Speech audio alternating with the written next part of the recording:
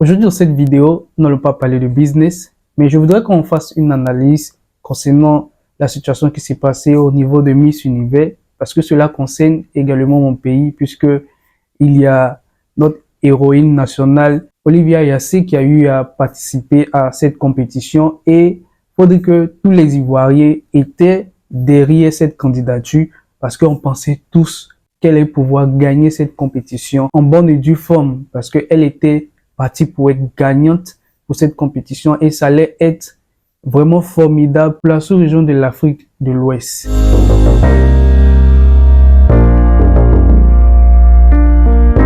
Alors, si c'est ta première fois sur cette chaîne, mon nom c'est Loïc Amel Nguesson, je suis étudiant en Chine et sur ma chaîne, je te parle de business avec la Chine et plusieurs types de business et d'autres thématiques comme cette thématique que nous allons aborder aujourd'hui sur cette chaîne. Alors, si ce sont des thématiques qui t'intéressent, n'oublie pas surtout de pouvoir t'abonner, surtout de cliquer sur la note de notification afin de ne pas louper les différentes vidéos que j'aurai à poster parce que cela me permet de pouvoir avoir une bonne référence au niveau de YouTube et continuer ce type de vidéos de plus en plus.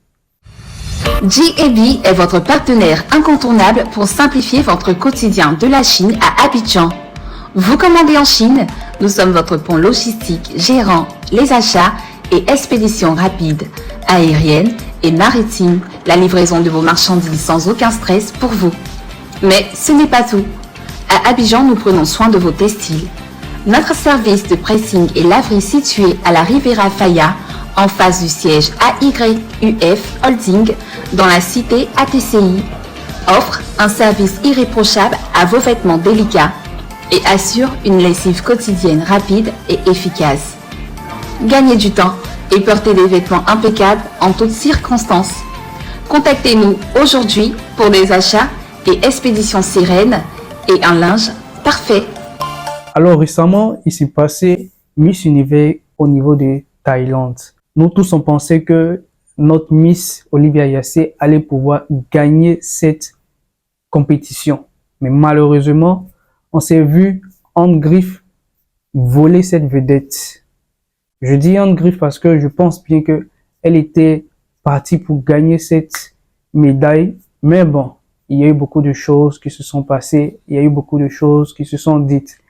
Donc, aujourd'hui, je voudrais qu'on fasse une analyse par rapport à cette compétition mondiale concernant nos Miss. Moi, je suis pas un adepte des Miss, mais je pense bien que on pourrait faire une analyse un peu poussée parce que ça parle un peu du genre féminin africain et également de l'africain en général. Donc, du coup, avant de pouvoir faire des suppositions, des suggestions, il faudrait qu'on passe d'abord à la jeunesse. Parce que beaucoup de personnes étant dit non, c'est le racisme, c'est tant de questions qu'on se posait, tant de suppositions qu'on se disait. Mais il est tellement important de pouvoir aller d'abord à la jeunesse. Alors, qu'est-ce que la jeunesse nous dit? C'est que au niveau de cette compétition, il y a eu jusqu'à ce jour 5 Africaines qui ont pu être finalistes et remporter cette compétition.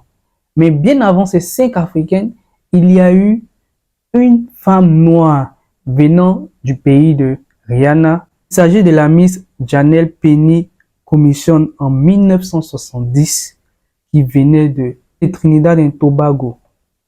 Et c'était la première Miss, disons, noire qui avait haussé la couleur noire au monde entier. Et disons que dans ces années-là, il y avait beaucoup de racisme. Donc, faut dire qu'il faut féliciter d'abord même cette femme qui a eu à prendre son courage et pouvoir se présenter au point où à avoir cette reconnaissance et de pouvoir donner l'opportunité à toutes ces femmes noires plus tard de pouvoir participer à la fois et de pouvoir prétendre la couronne. Parce que quand une noire gagne une compétition ou quand un noir gagne une compétition mondiale, il faut dire que c'est toute l'Afrique qui est derrière, c'est toute l'Afrique qui est reconnue de point de vue de couleur. Parce qu'il faut savoir qu'on est beaucoup marginalisé au niveau du monde entier et il faut beaucoup plus travailler, 2 fois plus travailler que les autres races pour être reconnu à sa juste valeur. Et après ce travail énormissime de cette femme Il s'en est suivi également la première femme africaine venant de l'Afrique du Sud, qui est Margaret Gardiner en 1978. Et c'était la première femme africaine, pour ne pas dire une première femme venant de l'Afrique, parce que bon, faut dire qu'elle aussi, elle avait le teint blanc, et en ce moment, au niveau de l'Afrique du Sud, il y avait toujours ce système racial, l'apartheid au niveau de là-bas. Donc, du coup, reconnaître une femme blanche comme Miss Univers, bon, disons que ça ne changeait rien, parce que bon, les Africains avaient toujours le même statut de colonisés et autres, un peu dans les mentalités des Blancs à ce moment-là. Donc, du coup, voir un Africain ou une Africaine pouvoir arriver au sommet, et surtout une femme africaine, à ce moment-ci, c'était quand même quelque chose de grandiose et ça signifiait beaucoup. Donc, déjà, voir une femme sud-africaine de peau blanche, ça, c'est un peu mitigé parce que à la fois, elle vient de la même race qu'eux et à la fois, elle vient de l'Afrique. Donc, du coup, on voyait pas trop ce problème à ce moment-là. Et par la suite, il y a eu également en 1999 la première femme africaine à pouvoir remporter cette compétition de Miss Univers, et il s'agit de Mpukuelambo du Botswana. Et s'en est suivi après ça en 2011 Leila Lopez d'Angola, Demi Leitnel Peters de l'Afrique du Sud et enfin Zozibini Tunzi de l'Afrique du Sud, qui était en 2019, et malheureusement en 2025 c'est une Mexicaine qui a été lauréate de cette compétition. On dirait pas forcément que c'est dans ce cas où Olivia Yassé, selon moi, mon interprétation, qui a été victime soit d'un jugement racial. Moi, je pense pas sur ce côté-là. Je pense bien que, comme la deuxième hypothèse, selon laquelle les organisateurs ont eu à faire une magouille là-bas pour que, bon, celle qui a été vainqueur de cette compétition puisse remporter la couronne, parce que, bon, l'organisateur avait une relation avec le père de la gagnante en question. Mais on va beaucoup plus se pencher sur ce côté-là que plus sur le côté racial. Je fais cette analyse simplement pas pour justifier au fait l'acte qui s'est fait au niveau de l'injustice que Olivia Yassé a eu à avoir, mais plutôt qu'on puisse savoir une chose, c'est que dans le monde où on est, le racisme existe et c'est quelque chose qui fait vraiment mal. Quand tu voyages partout dans le monde, il y a le racisme. Et même quand tu es la seule personne à avoir la réponse dans une classe, l'enseignant, je prends un exemple, sait que tu as la réponse et on voit bien que c'est bien interprété avec Olivia Yassé. Tout le monde voyait que c'était elle qui devait normalement gagner. Au point où, après cela, il y a eu un tollé général au niveau des réseaux sociaux et autres.